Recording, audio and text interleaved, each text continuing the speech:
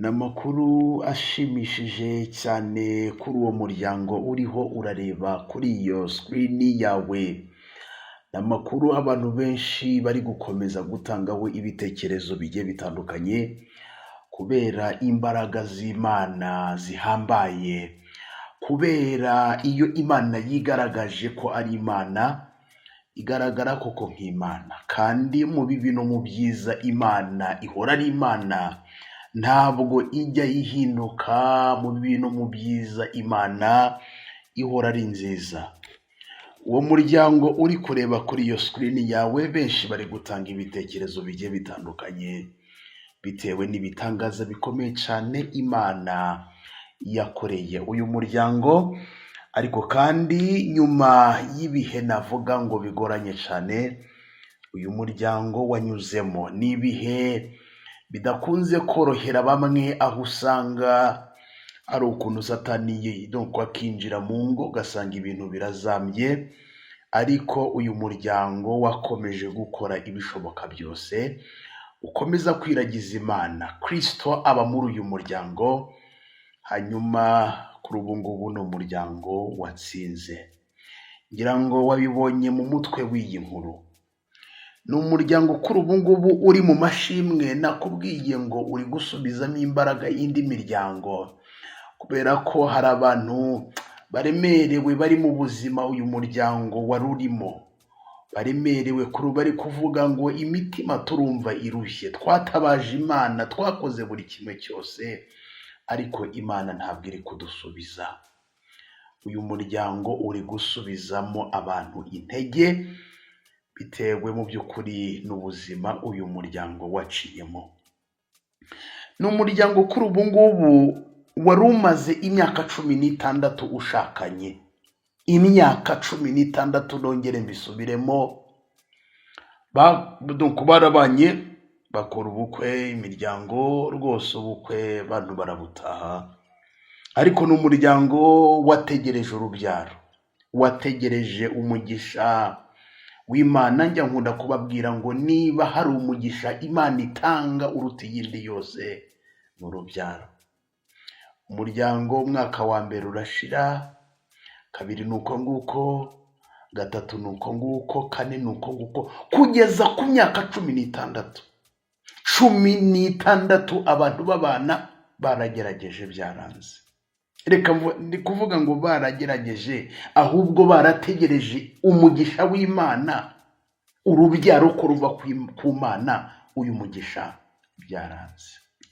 Abantu mwe bakomeza gusenga, barasenze pe, birumvikana nk'abandi bose. Iyo bibaye umwaka umwe, hari umubyeyi byigeze kuba harambwira ati bo bamaze nk'imyaka 2-3 ngo nta numwe, haba umugore n'umugabo, nta numwe wigeze ubibwira undi, ngo bararebanaga gusa, ntihagire uvuga ngo ese ko byagenze gutya. Nyina bari ikigeragezo gikomeye cyane ku rwego kwikura muri iki kigeragezo, kubona Imana igusubije. Doko nyine hatabaye ngo amakuru mabi ngo byagenze gutya ngo nyamaze, aba ari ikigeragezo gikomeye cyane. Niba hari ikigeragezo kigoye, ikigeragezo cyo kujya mu rugo warangiza ukabura urubyaro, ni ikigeragezo gikomeye cyane. Uyu muryango urasenga ukajya ku mavi, ushyira hamwe. Ndabizi ko bahuye n'ibigeragezo by'abantu babavuga, ndabizi bibaho cyane. Bahuye n'ibigerageza abantu barabavuga, ariko bo bakomeza kunga ubumwe, baravuga hari icyatumye tubana. Imana iri kutureba, Imana iri kumwe natwe. Barasenga, barasenga umwaka umwe ntibacika intege, umwaka wa kabiri ntibacika intege, kabiri, gatatu, kane, gatanu, umwaka ugashira undi ugataha, umwaka ugashira undi ugataha. Ndabizi ko hari n'igihe wenda bagiye babarangira imiti, abantu bavuga ngo iyi miti nyamazi iyo umuntu ayinyoye bigenda gutya. Ndabizi neza ikigeragezo cyo kubura urubyaro uko kiba kimeze. Abantu barabavuze pe. Gusa njye ngira agahinda gakomeye cyane ukuntu uba usanga bigera ku mubyeyi. Umubyeyi uri muri urwo rushako ugasanga niwe bibasira, bavuga batariko se uriya mugore rega twarabivuze wabonaga azabyara, ugasanga birajya ku mugore atari kuziwe, wabonaga azabyara se ubundi, ariko ubundi wamuzanaga hano koko ubuze urabona. Ugasanga umugore niwe uvugwa, ugasanga nyine umugore barabimutwerera ko ariwe ufite ikibazo, nkaho umugabo we atagira ikibazo. Ibyo byose ndiho ndakubwira ni rwa rugendo, nanone rwa rugendo imiryango icamo, ugasanga rimwe na rimwe abantu barasenye, cyangwa se ngira ngo murabizi, ugasanga umugabo agiye kwisayidira ngo ariko ngo reka nze ngo njye kureba ngo ara ku ruhande ngo ndebe ko nabyara. Ari uwo nzi wabikoze gutyo, Satani aramwoshya, asanga umugabo ubwo yahoraga atonganya umugore atarikoze, cyangwa akuyemo amadasha, cyangwa se byagenze gutya sha, aho kugira ngo abantu basenge bambaze Imana. Uwo mugabo aragenda aratesitinga, arangije abona ntabwo bikora. Byarabaye nyine aba ari ikigeragezo gikomeye cyane, cyangwa se umugore nawe akagenda agatesitinga bya bigeragezo. Ariko abantu iyo bashyize hamwe bagasenga Imana, bakiyambaza Imana, bakajya ku mavi bagategereza, nyine ni umugisha w'Imana nk'indi yose, nk'uko dupfukama tugasaba cyangwa se tugasaba Imana. Donc urategereza, usaba Imana ugategereza, hanyuma ukabishyira mu biganza by'Imana, kandi kiri mu biganza by'Imana kiba gitekanye, kiba kiri safe, uba wizeye neza ko byanga byakunda umugisha w'Imana aba ari umugisha w'Imana nyine. Hari nabo bigera kuri ba nyirabukwe, ngo yamuhaye ibisombe ngo yamuhaye ibisombe. Hari umuryango nzi wamaze imyaka 6 barangije bakajya bavuga, ugasanga nyine wabo w'umusore baravuga bariko kiriya kintu wakizana, uwo mudamu yarabyibushye, kiriya kintu wakizanaga he? Nyina yagihaye ibisombe, ntabwo cyaranyereye, ntabwo cyabyara. Bakavuga ni umurozi, nyoko bukwe ni umurozi. None koko kiriya kintu wakizanaga he?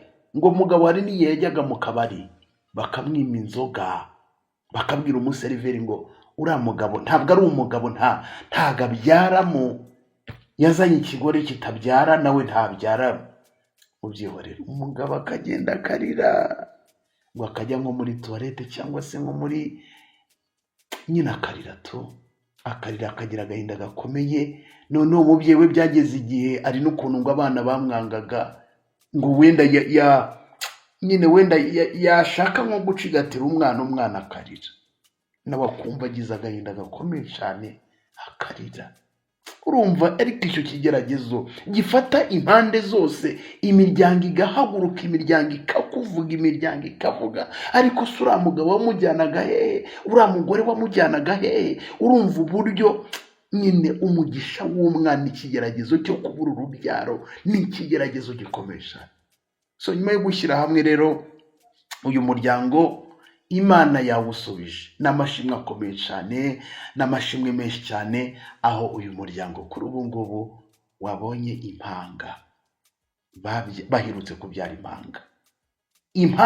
Noneho singuhaye umwana umwe, hari n'ukuntu umuntu avuga ngo reka mbyara umwana umwe, nzacishamo imyaka iyi n'iyi, mbyara undi mwana wa kabiri, cyangwa se ari n'ababyara nk'umwana umwe agacishamo imyaka 10, nzongera mbyara undi. Urumva nyine ni abana baje mu gihe gikwiriye, ni mu gihe gikwiriye cy'uyu muryango, imigisha y'Imana. Impanga nyuma y'imyaka 16 batarabona urubyaro, Imana yabahaye impanga. N'umugisha ukomeye cyane. Nabonye abantu benshi bari gusubizwamo imbaraga n'aya mashimwe uyu muryango ufite, kuba Imana yabibutse. Nabo bavuga, hari abagiye bavuga maze imyaka 3 ntarabona urubyaro, maze imyaka 5, maze imyaka 8, ariko mfite ibyiringiro kubw'uyu muryango, mfite ibyiringiro. Urumva abantu bari gusubizwamo imbaraga, nk'umaze imyaka 10 ari kuvuga abakuba babyaye hashize imyaka 16 ndacyafite ibyiringiro. Undi akavuga hashize imyaka 20 ariko ndacyizeye Imana ko izansubiza. Narayisabye, ntegereje umugisha w'Imana, ntegereje igisubizo cyiza cy'Imana bitewe donc uyu muryango wumve ngo wabereye abantu mu by'ukuri ibyiringiro. Reka mbivuge gutya, uri gusubizamo abantu intege bafite ibibazo byo kuba barabuze urubyaro, ko bagitegereje umugisha w'Imana. Wumve benshi bari gutanga ibitekerezo bigiye bitandukanye. Byanteye kwibuka, murabizi dukunda kubagezaho inkuru nk'izi ngizi kubera ko dukora imibanire, dukora society, dukora lifestyle, uburyo societe bibanye, abantu babanye, uburyo abantu bashobora kwigira ku bandi, nyine ibintu nk'ibyo ngibyo. Murabizi ko izi nkuru akenshi dukunze kuzibagezaho, akenshi hari n'igihe tuzikura ku mbuga nkoranyambaga gutya, like nk'iyi nkuru abantu bari kugenda bapostinga kuri TikTok, kuri Instagram, bavuga abababyeyi na gutya na gutya, abantu benshi bagatanga ibitekerezo bigiye bitandukanye. Ngira ngo byanyibukije inkuru y'umubyeyi nanone we yashyingiwe mu mwaka w'1994, babyaye hashize imyaka 30 batarabona urubyaro. Iyi nayo ni inkuru ishobora kugusubizamo intege niba wumva ufite like icyo kibazo cyo kuba utarabona urubyaro ugategereza. Can you imagine imyaka 30 umuryango utarabona urubyaro? Noneho uru rubyaro uyu muryango babonye, Imana yabahaye abana 3 nyuma y'imyaka 30 batabyara. Ni ukuvuga ngo buri myaka 10 ni nkaho Imana donc yarabishyuye. Ni ukuvuga ngo igukerereje iragutegera. None n'uyu muryango Imana ntiyabahaye umwana umwe, 2, irabanezeza, ibanezeza imitima, donc baranezererwa. Abantu benshi iyi famiye bari gukomeza kwipostinga, bari gukomeza guhereza Imana icyubahiro. Abatazi iyi couple donc bari gukomeza guhereza Imana icyubahiro, bavuga burya Imana ni nyembaraga, Imana irakomeye. Abantu benshi bari kwizerera mu Mana, bavuga bati hari byinshi twasabye Imana itaradusubiza, ariko turizeye. Niba yaratumye kanaka atwita, niba yaratumye bigenda gutya, bari baramwaturiyeho ngo ntabwo azabyara, ntabwo azigera atwita, ukabona aratwise, ukabona arabyaye. Abantu benshi bari kugira ibyiringiro bavuga natwe ibyo twasabye Imana, ibyifuzo twahaye Imana turategereje kandi Imana izabikora. Wumve n'ibitekerezo byinshi. No kuri Imana ishimwe, uyu muryango urashimishije cyane. Ibi bitangaza Imana yakoreye iyi famiye birashimishije cyane. No kuri Imana ihabwa icyubahiro kandi donc kwigaragaza, yigaragaje. Imana yabaye Imana, yiswe Imana koko, nkuko mu bihe bibi ndetse n'ibyiza ihora ari Imana kandi ikaba Imana nziza. Ariko kandi tunashimira uyu muryango, dushimira uyu muryango wakomeje gushyira hamwe, ukomerera mu Mana, barasenga nubwo bahuye na byinshi bigiye bitandukanye byagombaga gutuma umwe aca ukwe n'undi agaca ukwe, ariko no kuri uyu muryango ugakomeza gukundana, ugakomeza gusenyera umugozi umwe, ugakomereza kwizerera mu Mana, bikagera kuri iyi nsinzi imeze gutya. Nukuri ni umuryango ukwiriye kwegerwaho. Reka nsoreza ahangaha. Nitwa Shadu, iyi ni Shadu 250 TV. Niba utarakanda subscribe ubikore, tujye tubana 5 kuri 5.